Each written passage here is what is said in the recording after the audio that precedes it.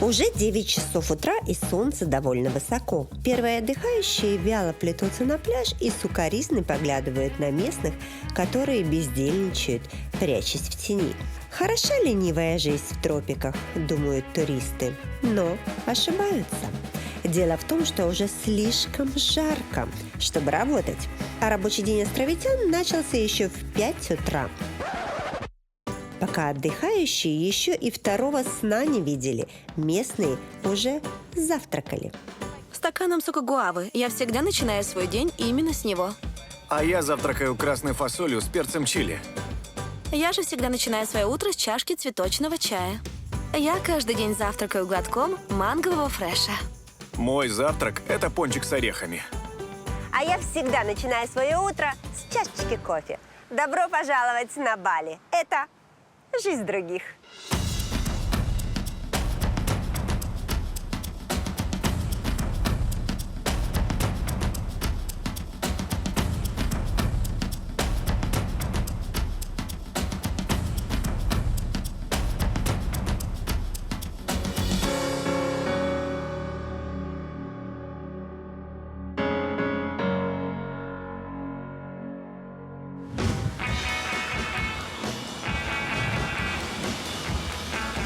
Золотой песок, теплое солнце, зеленые пальмы. Вам любой турист назовет миллион причин, из-за которых можно переехать на Бали. Но назовет ли хоть одну из них тот, кто тут родился и вырос? Давайте же сегодня это все и узнаем.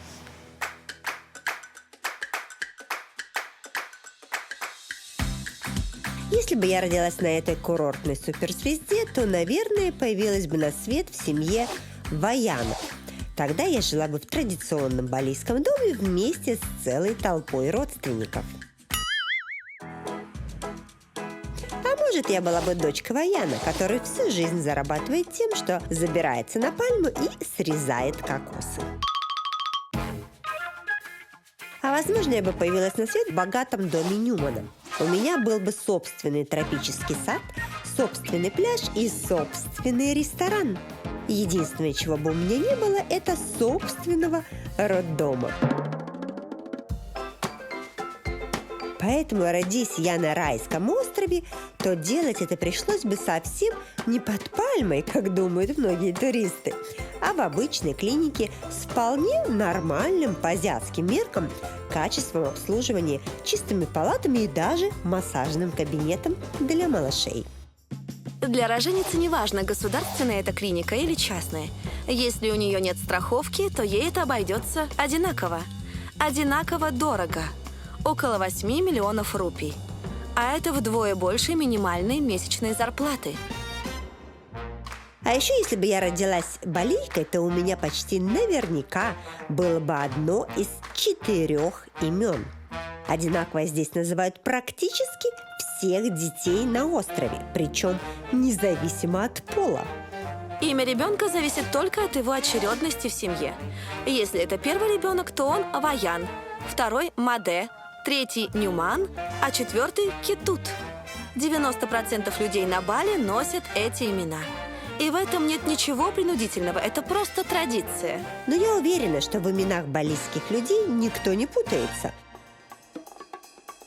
Сами роды балийки предпочитают естественные. И если все прошло хорошо, то в клинике женщина остается на 2 дня. Мы обеспечим ей качественный уход, правильное питание и необходимое количество молитв. Все врачи и медсестры перед тем, как идти принимать роды, обязаны, да-да, именно обязаны, помолиться возле алтаря при входе в больницу. Но так как религия у балийцев своя собственная, то особенные здесь и ритуалы. Прочесть сакральные слова здесь недостаточно. Обязательно нужно сделать еще и подношение в виде цветов или фруктов. Церемония подношения – это не только роды. Это обязательная часть жизни любого балийца. Каждое утро мы начинаем именно с этого. И на протяжении дня делаем еще минимум 3 подношения. Кроме этого, раз в месяц мы устраиваем крупные церемонии. А раз в 3 месяца очень крупные. А раз в полгода очень-очень крупные. И самую крупную раз в год. Уж поверьте, ни один местный, пока не проведет церемонию, не пойдет ни на работу, ни в школу. А во время крупных религиозных праздников дети в школе даже форму меняют. С обычной школьной на традиционную балейскую, которая лучше подходит для религиозных церемоний. В народных костюмах наш класс будет ходить целый месяц, ведь это праздничный месяц. По этому поводу у нас сегодня еще будет большая церемония, а потом контрольная по математике. Уроки в местных школах начинаются в 7:30 утра и длятся по 30 минут. Перемены всегда большие и всегда разные. Их длительность зависит от погоды. Если на улице жарко, то перемена длится не меньше 10 минут. А если очень жарко, то может быть и 20. После 5 уроков все бегут обедать. Причем здесь не школьники идут в столовую, здесь столовая приходит к школьникам. Вот здесь продается перекуска для детей. Видите, как в буфете. Так и тут тоже собирается. Едят на обед, то есть как бы то, что я понимаю, папайя, перепелиные яйца. Они уже приготовленные, да? Ага, то есть уже приготовленные перепелиные яйца. Кукуруза, это я понимаю. Это сладкая картошка. Это орехи какие-то, замаринованные орехи. Фисташки. А вот это острые овощи. А что чаще всего дети покупают вот из того, что... Перепелиные яйца. Серьезно? Перепелиные яйца? Чаще всего дети покупают перепелиные яйца. Ничего себе, я даже подумать бы не могла, что дети могут это любить. А овощи вот эти острые, они часто покупают? То есть перепелиные яйца они закусывают острыми овощами. Вот это вот дети. Обеды и часть учебников – это единственное, за что платят родители. Но несмотря на то, что школа бесплатная, денег у государства не хватает. Поэтому даже парты достаются не всем. Здесь система простая. Кто первый пришел, тот и за партой. А кто проспал, учится на полу. Учиться на Бали обязательно только до 9 класса. В старшую школу, если не хочешь, то можешь не идти. Что многие и делают, сразу отправляясь работать. Причем без специального образования можно выбрать любую профессию, даже самую опасную на острове, как, например, Ваян, который с 15 лет лазит на пальмы и срезает кокосы. Ой, Ваян, я к тебе. Привет. Слушай, так ты мне скажешь, ты давно этим занимаешься? С самого детства. С детства? Ничего себе. А у тебя есть какие-то приспособления, хоть что-нибудь? Как ты лезешь? Как на нее залезть? На ногах веревка, а руками я просто держусь. А у тебя было такое когда-нибудь вдруг, что ты упал? Нет, это молодые часто падают, а я нет. У меня опыт большой, и учитель был хороший. А кто тебя научил? Мои родители, они тоже этим занимались. То есть твой отец доставал кокосы, ты достаешь кокосы, и твой ребенок будет доставать кокосы? Да, можешь называть это семейный бизнес. Вот мой внук учится вылезать на маленькую пальму. Ты мне скажи, сколько тебе лет? 66. Так ты уже на пенсии в 66 или нет? Да, я уже пенсионер. Давай пока удиви нас. Сейчас мы все посмотрим, как пенсионеры умеют доставать кокосы. Возможно, глядя на боссового аборигена в рваной футболке, слово «бизнес» для вас прозвучит забавно. Однако для многих балийцев это дело именно бизнесом и является. Ведь кокосы срезают не только для того, чтобы продать на рынке. Срезать кокосы просто необходимо, причем до того, как они созреют. Ведь если такой многокилограммовый орех упадет кому-то на голову, то целым останется только орех. Поэтому существуют целые фирмы по срезанию кокосов. Они обслуживают отели, торговые центры или даже населенные пункты. Если же кому-то нужно срезать кокос у себя во дворе, они нанимают работников вроде Ваяна, один вызов которого обойдется в 300 тысяч рупий. Конечно, заработок это небольшой. В месяц выходит примерно минимальная зарплата по острову $200. Однако и в университетах такой профессии не учат. Те, кто поступает в вузы, изучают в первую очередь туризм. В университеты у нас идут учиться немногие. Это не больше 20% школьников. И подавляющее большинство из них планируют связать свою жизнь с туризмом. Оно и неудивительно, учитывая место, в котором мы живем. Несмотря на то, что все высшее образование в Индонезии платное, оно недорогое. Один семестр обучения в ВУЗе стоит всего $150. А вот насколько сложно здесь учиться, я решила спросить у студентов лично. Потому что со стороны самым сложным мне показалось носить такую форму в 40-градусную жару. Вы в университет все время ходите в форме? Да, мы всегда в ней учимся. Нам ведь предстоит работать в хороших отелях, а там это обязательно. Вам не жарко? Очень жарко. Мы ведь живем в тропиках. А я еще заметила, что у вас у всех туфли только черные и волосы, да, это тоже обязательно? Да, это все часть требований. Так нас приучают к дисциплине. А еще нам нельзя носить усы, бороды, делать татуировки. И всегда надо следить за своими зубами. Ведь нам придется постоянно улыбаться и встречать гостей. Улыбаться – это вообще характерная черта балийцев, вне зависимости от их работы.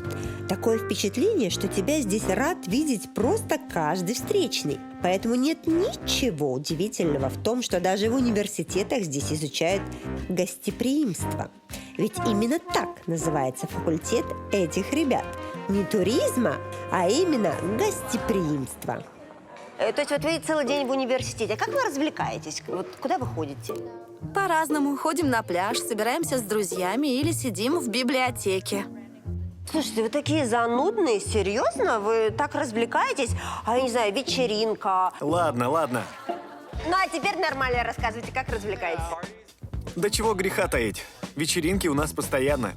Я тусуюсь все выходные с пятницы по воскресенье. А бывает, и по будням тоже хожу в клубы или на свидания. Ой, ну все, слава богу, то я уже испугалась. Слушайте, вы же молодежь, правильно, ходите на свидания. Кто платит где-то в ресторане за еду? Забавный вопрос. Окей, давайте начнем с меня. Я лично считаю, что платит тот, кто пригласил. Если я позвал свою девушку в ресторан, то я и плачу. А если она пригласила, то она и платит. У меня своя система. Я считаю, что первое свидание оплачивать надо пополам. Но я ведь еще не знаю, подойдет ли мне эта девушка или нет. Так почему же за нее платить? Это нормально. Мы ведь еще студенты. Большинство парней пока что живет на деньги родителей. Поэтому делить счет пополам мне тоже кажется правильным подходом. После окончания университета эти милые ребята пойдут работать в туристические агентства, рестораны и, конечно же, в 5-звездочные отели, которых на Бали как грибов после тропического ливня. Однако, несмотря на высшее образование, начинать будут с самых простых позиций – горничных, официантов или аниматоров. Конечно, вчерашнего студента никто не возьмет сразу управляющим в гостиницу. Для этого мы даже в университете учим абсолютно все мелочи, что связаны со сферой гостеприимства. Даже как правильно заправлять кровать или мыть раковину. Но будьте уверены, без образования вы не будете работать даже горничной. Работая горничной в отеле, люди получают немного – $250-300 в месяц. Однако на хорошей должности можно зарабатывать и 600, и 700. Но для этого нужно много лет образцово заправлять кровати, убирать номера и терпеливо ждать, пока тебя повысят до того, кто следит, правильно ли заправлены кровати и убраны номера. С одним из тех, кого повысили, я и решила пообщаться. Пустака, так ты мне скажи, то есть ты главный над всеми горничными, да? Я ассистент главного. Можешь называть меня вице-президентом всех горничных в этом отеле. Я слежу за качеством и скоростью их работы. Скажи мне, есть у вас какое-то, я не знаю, то есть время, за которое горничная должна убрать номер? Конечно. Один номер горничная обязана убирать не дольше, чем полчаса. Но это очень быстро, я тебе хочу сказать. Тут должны быть такие прям у вас очень быстрые девчонки. А ты после них потом приходишь и все проверяешь, да? Да. А после меня еще приходит мой босс и проверяет меня. А потом еще его могут проверить. Балийцы сами по себе люди расслабленные, а работа в большом отеле – это и большая ответственность. Поэтому здесь всегда очень высокая пирамида иерархии, чтобы был контроль. Слушай, а у тебя сейчас по времени ты ничего не должен проверять случайно? Да, должен. Я же сейчас на работе. Класс, давай, я с тобой, хорошо? Окей, пойдем. Оказывается, настоящая ревизия номера в хорошем отеле начинается еще снаружи этого номера. Я имею в виду дверь. Начинаем отсюда. Смотрим, нет ли пыли на внешней стороне двери. А, тут тоже, да? Да, абсолютно везде. А смотри, сразу зеркало, вот смотри, разводы, вот посмотри. Да, ты права. Это будут переделывать. Сверху картины, правильно. Ну что, там есть? Нет, здесь чисто.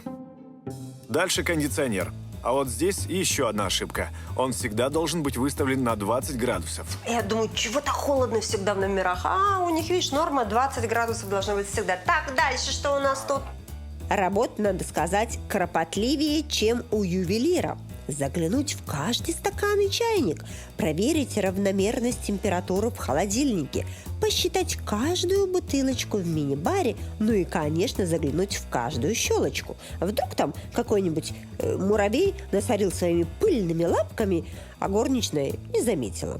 А скажи мне, ты часто вызываешь горничную, чтобы она переделывала что-то? Да, каждый день. Одна горничная за рабочий день должна убирать 14 номеров. И поверь, как минимум в 3 ей придется вернуться. Несмотря на серьезную подготовку и обучение, даже такая простая работа для балийцев – это большая ответственность. Поэтому задерживаются далеко не все. А скажи мне, пожалуйста, если вдруг горничная, плохо убирает, раз плохо убрала, второй раз плохо убрала, штраф будет какое-то, наказание будет? Если она один раз ошиблась, то мы просто показываем ей еще раз, как это правильно делается. Грубо говоря, она проходит переподготовку. Если она сделала вторую такую же ошибку, то это уже письменное предупреждение. А если третью и опять такую же, то за это уже могут и уволить. Я вот еще знаю, что многие гости отелей, когда уезжают, забирают с собой, я не знаю, там тапочки, халаты, зубные щетки, шампунь. За это снимают деньги или нет с карточки? Такие вещи, как тапочки или зубные щетки, второй раз все равно использоваться не будут. Поэтому их, конечно, можно забирать. Но когда берут полотенца, халаты или что-то еще крупнее, это уже считается воровством. И отель просто снимет деньги с карты гостя. То есть все запомнили? Шампунь и тапочки. Пожалуйста, на здоровье. А вот полотенца и халаты оставляйте, пожалуйста. Не надо вот этих проблем. На Бали я со своей командой остановилась в гостинице Westin Resort Nusa Dua. Ведь здесь есть все. Спа-центр, бассейн с соленой водой и водопадами, винотека и изысканная кухня на любой вкус. А главное, больше 400 дизайнерских номеров на выбор. В общем, и отдохнуть, и омолодиться. Как живут отдыхающие на Бали, мы уже разобрались. Теперь интересно взглянуть, как живут сами островитяне. Ведь если идти по Балийской улице, то все, что ты увидишь, это заборы и рекламные вывески. Рекламные вывески и заборы. А что же за этими заборами прячется? У нас понятие «построить дом» – это построить дом, правильно? Коробку, в которой будет жить мама, папа, ребенок, бабушка, там собака будет во дворе бегать. А тут дом – это даже как это сказать? Знаешь, как поселок городского типа. Много-много домов, и в них живут даже до 50 человек. И это все называется один дом. Представляете, вот такой дом. Сейчас я и иду. О, баклаянчик ждет меня уже. Я иду, привет! Конечно, обо всем об этом я знаю только понаслышке. А вот как оно на самом деле, сейчас мне обещал показать Ваян. Хотя вместо того, чтобы зайти в привычную калитку, мы прошли через какие-то прямо-таки ворота в Шамбалу. Так подожди, я не поняла. Это ты меня куда привел? Это твой дом? Да, я здесь живу. Подожди, так это храм какой-то у тебя? Что это такое? Да, это наш семейный храм. Дом любого балийца начинается со строительства храма. То есть это храм, это вы сюда всей семьей ходите молиться, да, просветляться? Что вы тут делаете? Мы собираемся всей семьей и проводим здесь все наши церемонии. А вот этот дом уже, я правильно понимаю? Тут вы живете? Да, а здесь живем. Дом, как я и говорила, это по сути целая деревня.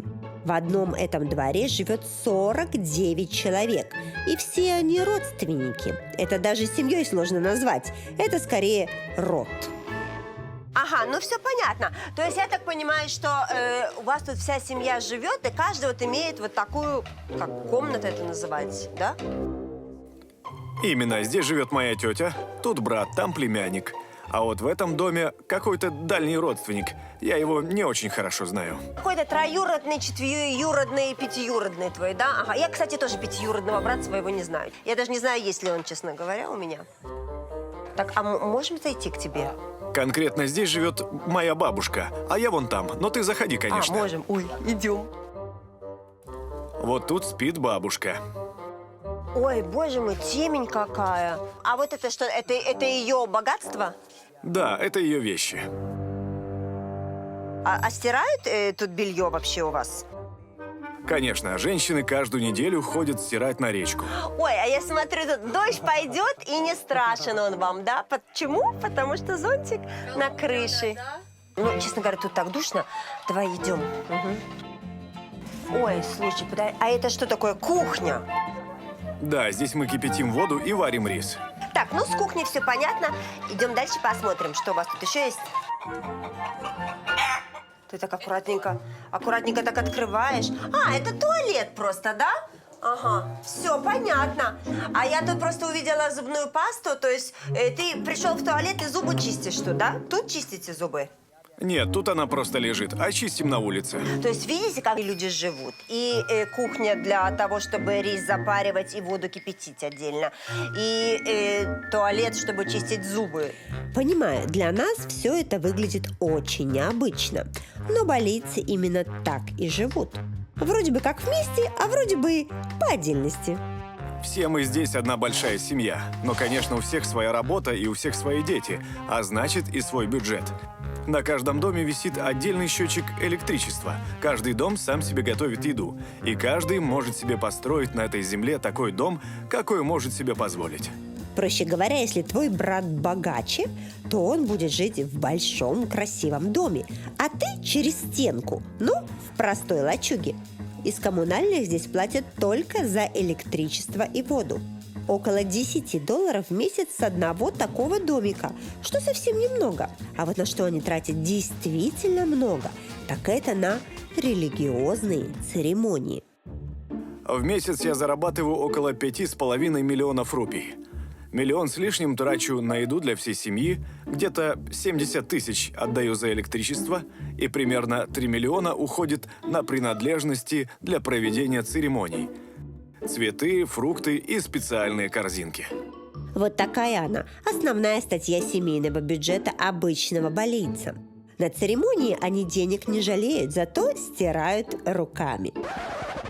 Потому что своя стиральная машина – это дорого.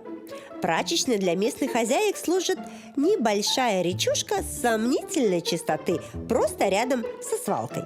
А когда я пришла на нее посмотреть и пообщаться с местной прачкой, то оказалось, что это еще и ванная, и умывальник. Так, ну что, ребята, с легким паром, так сказать. Сейчас, подожди, как-то надо так... Ой! Господи. Ты уже помылся, да?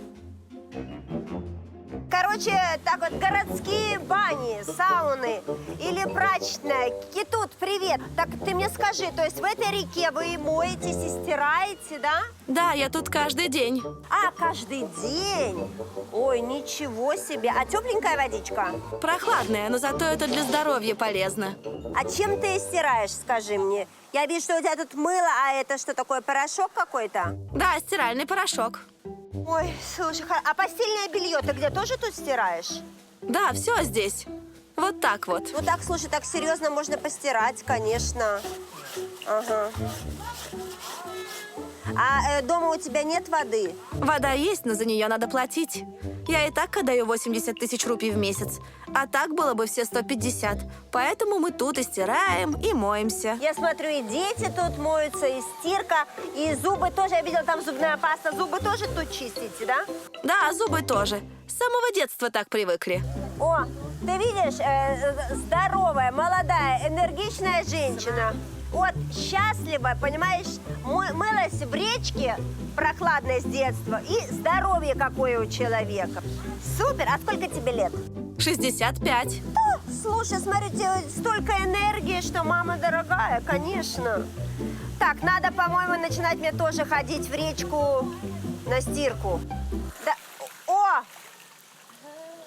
Красота! Давай теперь ты. Давай. Это полезно. Давай оператор мой придет к тебе, хочешь? Я для того, что душ принимала сегодня, как-то так уже не готова еще. А оператор будет с удовольствием. Сань, давай. Энергия будет такая, как у молодой. А вы говорили. Самое забавное в том, что большинство балийцев купаются именно вот в таких мелких водоемах, а в океан ни ногой. Проще говоря, то, что туристы считают чуть ли не главной достопримечательностью острова, местные не замечают вообще. Все дело опять в религии. Считается, что в океане обитают злые духи, которым лучше свой смертный нос не совать. Родители нас с детства пугали бабаем, который живет в морской пучине. Поэтому большинство балийцев практически там не купается. Я и многие из моих знакомых вообще ни разу в жизни даже не пробовали зайти в соленую воду. Да и зачем нам это, если в глубине острова полно абсолютно безопасных рек и озер? Конечно, с наплывом туристов ситуация постепенно меняется. Религиозные фобии местного народа и злые морские духи начинают отступать перед хорошей зарплатой.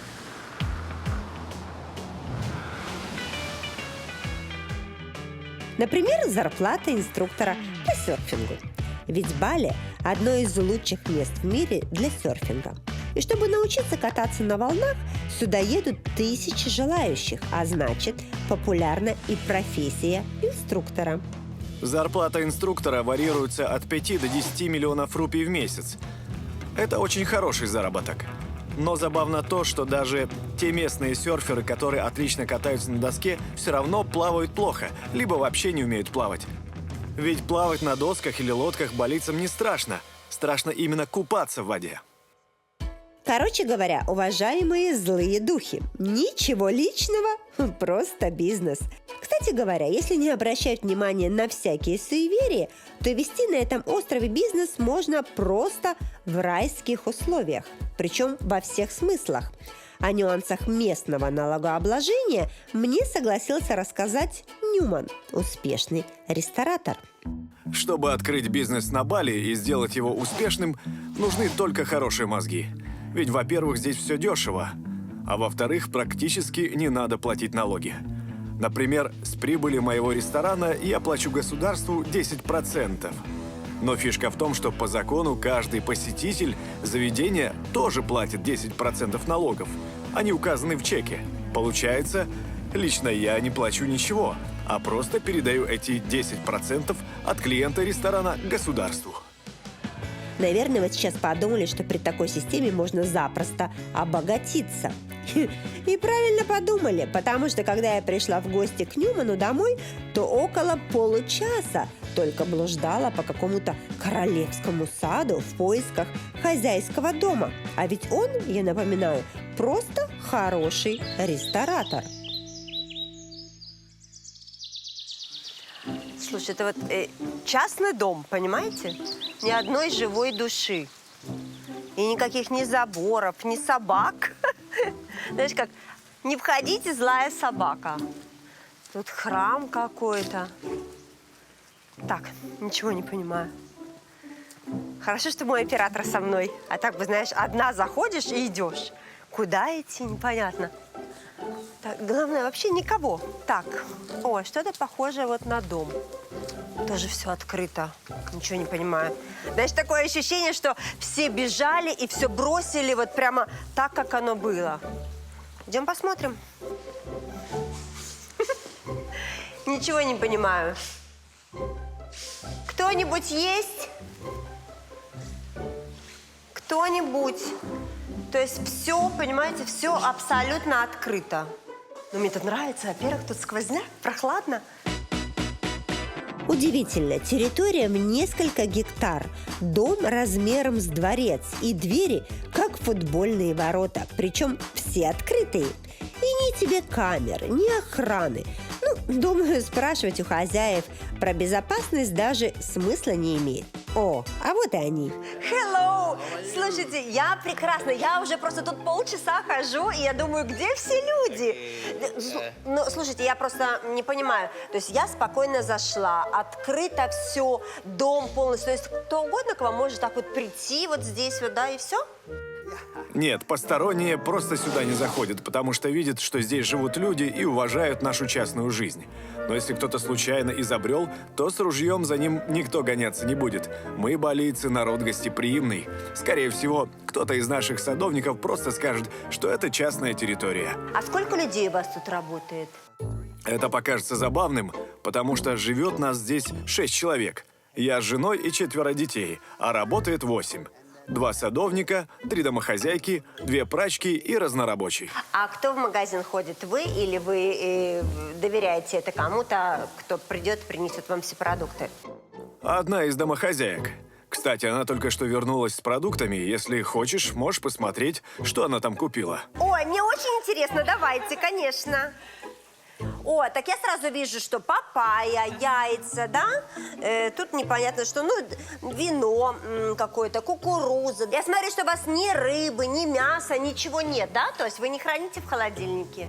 Мясо мы чаще всего едим в нашем ресторане, а рыбу балийцы вообще редко употребляют. В основном свинина, говядина. Как интересно, что вы живете в такой стране, где рыба, вот у вас даже... Тут в вашем доме рыба плавает, понимаешь, кругом в океане одна рыба, а вы любите мясо. Как интересно.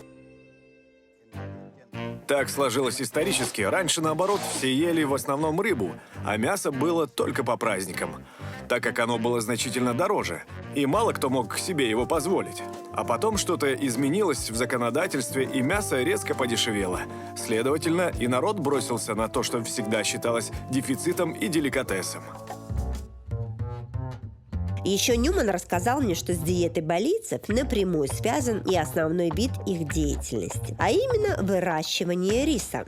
Да-да, оказывается, большинство местных занимается именно этим. И действительно, если обратить внимание, то рисовые террасы часто видны просто с дороги. А на обочинах или во дворах простых домов постоянно сушится уже собранный урожай. Выращивают его как для себя, так и для продажи. Несмотря на то, что балийцы занимаются рисовым фермерством уже много поколений подряд, прибыли оно приносит совсем немного. Минимальная зарплата на острове – это как раз зарплата рабочего на рисовом поле. По этой причине многие бросают такое дело и ищут что-то не более сложное, но более выгодное. Например, идут торговать на рынок или в таксисты. Чтобы узнать обе эти профессии, я решила вызвать такси и поехать на рынок.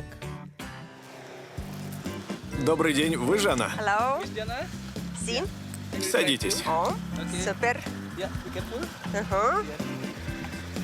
Окей. Подожди, за что держаться? Окей, go.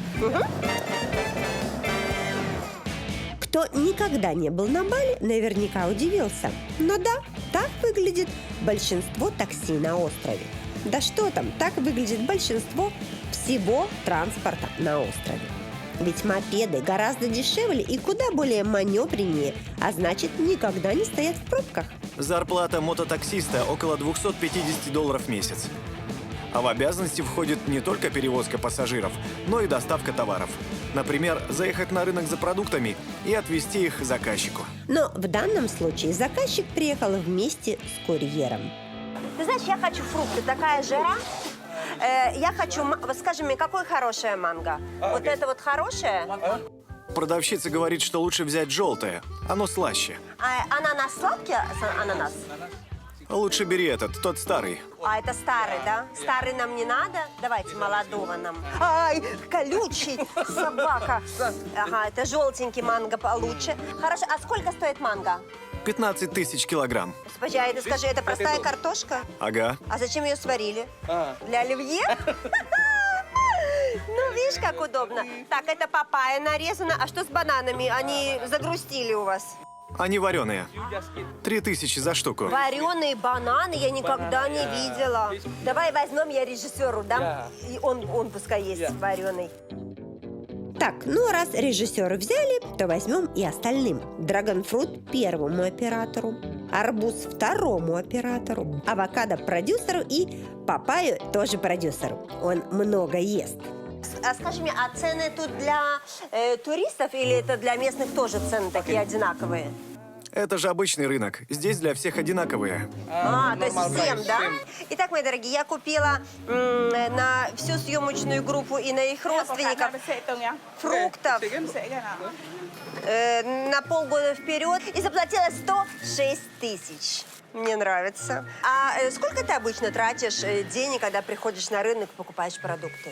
Я обычно беру папайю или несколько вареных бананов. На один раз поужинать себе и дочери. Ну, трачу где-то 12-15 тысяч за раз. А у вас без таксы? Налог не надо никакой? Не-не, на традиционном рынке не надо никаких налогов. Тут же в основном местные закупаются. Мы эти налоги не платим. А местные в ресторанах тоже налоги не платят? Или платите в ресторанах, только тут не платите? Если пойдем в дорогой валютный ресторан для туристов, то придется платить. А в обычных нет, не платим. Но тебе платить все равно надо. То есть ты не платишь, а я плачу, правильно? Да, получается так. Потому что я местный, а ты нет. Как интересно. То есть надо мне с тобой ходить в ресторан? Давай, пойдем. Ну все. Будем с тобой ходить, будешь ты платить, а я буду есть. Возможно, вы заметили, что имя моего таксиста – Буди, что, как вы помните, не совсем типично для коренных балийцев. Дело в том, что Бали считается, пожалуй, самым благополучным островом в Индонезии. Поэтому сюда массово переезжают люди с соседних островов работать таксистами, горничными или нянями. И со временем тоже становятся коренными балийцами, как моя знакомая Деви. Я переехала сюда с острова Ява много лет назад. Здесь работаю няней по сменам. Сейчас у меня 3 выходных. Ты сидишь с ребенком? Да, в семье у иностранцев. У них грудной ребенок, всего 1,5 месяца. А скажи мне, вот, честно, кто лучше платит, иностранцы или балийцы? Балийцы платят меньше в 2 раза. А у немцев я получаю 3 миллиона в месяц. И они меня очень любят. Еще говорят, что им нравится моя улыбка. Дэвис, можно я тебе задам один вопрос? Как у вас у всех вот белые зубы? Что вы с ними делаете? Чем вы чистите их? Ну, серьезно, вот почему? Спасибо, но я сама не знаю почему. Зубы чищу 2 раза в день и ем много фруктов. Местные девушки их еще и подпиливают камнем. Но не все зубы, только острые, там, где клыки. А у тебя есть подружки, у которых подпиленные зубы? Да, все балийки, которых я знаю, с подпиленными зубами. Красиво это? Да, красиво, но больно. Конечно, больно. Ты же представляешь, это по-живому. Но они это делают только 1 раз в молодости, согласно балийскому календарю. У нас ведь календари разные. И как оказалось, они здесь настолько разные, что календарей у местных даже не 2, а 3. У балийцев свой календарь, который считается согласно исчислению местной религии и зависит от созревания риса. Но им приходится считаться с большинством индонезийцев, которые исповедуют ислам и живут согласно своему календарю. Ну и, конечно, всем нужно учитывать международное летоисчисление, которое используем мы с вами. Поэтому, если спросить у местного, какой сегодня год, то он вам ответит. 1923, 1441, а у меня 2020. А бывает даже вот так. 3100 какой-то там. Нет, я не помню. Но я знаю, что в мире 2020. Забавная календарная путаница на этом не заканчивается. Дело в том, что никто из местных не знает, во сколько лет в Индонезии выходит на пенсию. Согласно законодательству, это 58 лет. Но, согласно словам местных, это... Кажется, 55. Вроде бы 57. Я слышал, что на пенсию уходят в 65. А я понятия не имею. Да мне и без разницы, ведь никаких денег государство все равно не платит. На самом деле выплаты есть, но получают только те, кто работал на госслужбе, да и то это копейки, на которые не проживешь. Поэтому те, кому за жизнь накопить не удалось, вынуждены работать до самой смерти. Однако, если вопрос касается мужчин, то ближе к старости работают они все меньше и все больше играют. Вы, наверное, сейчас представили себе двух милых дедушек за шахматной партией в красивом парке. Забудьте, играют здесь на ставках на петушиных боях.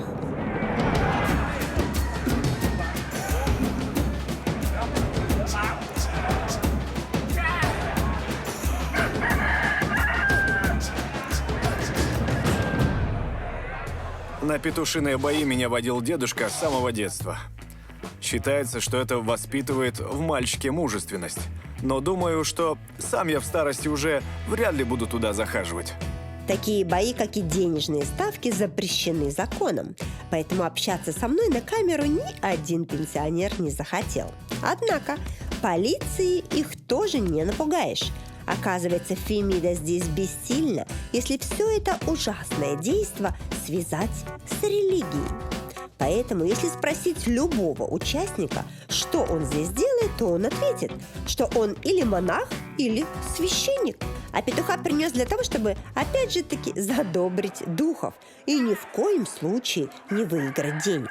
С одного боя можно заработать от 100 тысяч рупий до миллиона. Это и есть их пенсия, ведь большинство именно с этих денег и живут.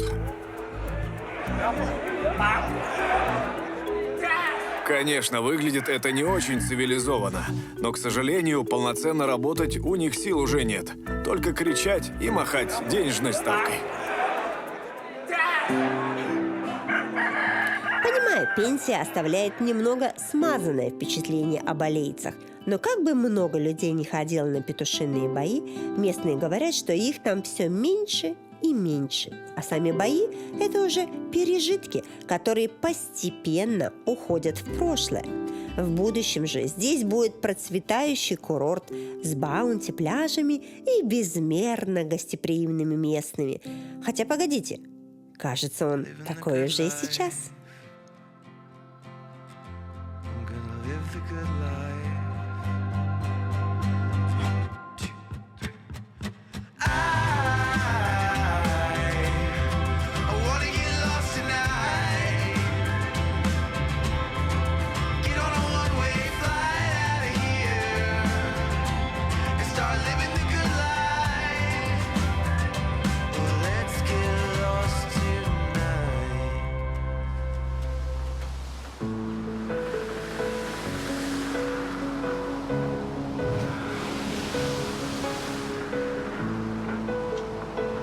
Жизнь балийцев совсем не похожа на жизнь типичных островитян. Они не купаются в океане, не любят есть рыбу, много работают, а отдыхают они На севере острова. Люблю ходить в горы. Купаюсь в озере. В Таиланде. В Австралии. В Камбодже. А я катаюсь на лыжах. Я заметила, что балийцы искренне приветливы и жизнелюбивые. Поэтому, дорогие мои, если вам что-то не нравится в вашей жизни, то на примере жизни других давайте научимся любить свою.